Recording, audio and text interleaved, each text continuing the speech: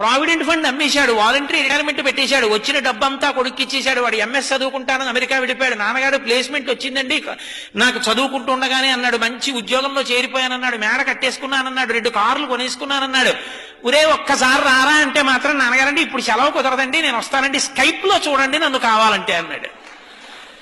ఎప్పుడో వస్తాడు వాడు, ఉన్నదంతా వాడికి ఇచ్చాడు. ఒరే నాకు ఇస్తావా అని అడుగుతాడా తండ్రి? అడగడు. ఆ పెంకుటింట్లో ఉంటున్నాడు.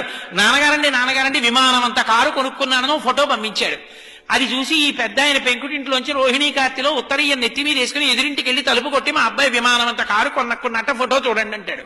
నువ్వు పెంకుటింట్లో ఉంటున్నావు కదరా అంటే, పోన్లేదురో ఎంతకాలం బతుకుతాను, మా అబ్బాయి సంతోషంగా ఉన్నాడుగా అంటాడు. కొడుకు యొక్క సంతోషాన్ని చూసి సంతోషించగలిగిన వాడు తండ్రి. తను సంతోషించి కొడుకు సంతోషించాలనడం అది తండ్రితనం అంటే.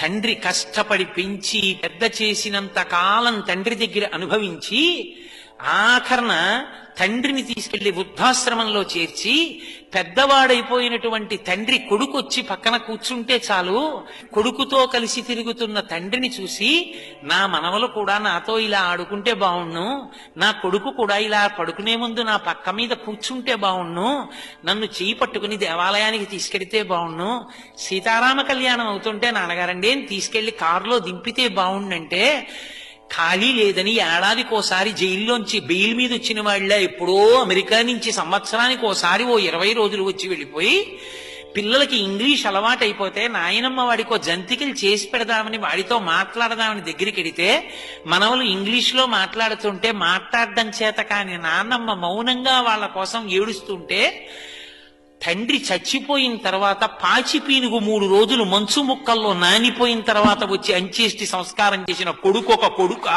వాడి సంపాదన ఒక సంపాదన. తండ్రి పక్కన కూర్చున్నవాడు తండ్రిని సంతోషపెట్టినవాడు కొడుకు.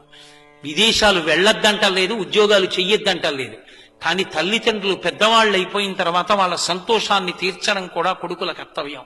కొడుకు లాంటి వాళ్ళు చాలా మంది ఉండొచ్చు, కూతురు లాంటి వాళ్ళు చాలా మంది ఉండొచ్చు, కానీ కన్న కడుపున పుట్టిన కొడుకు కొడుకి.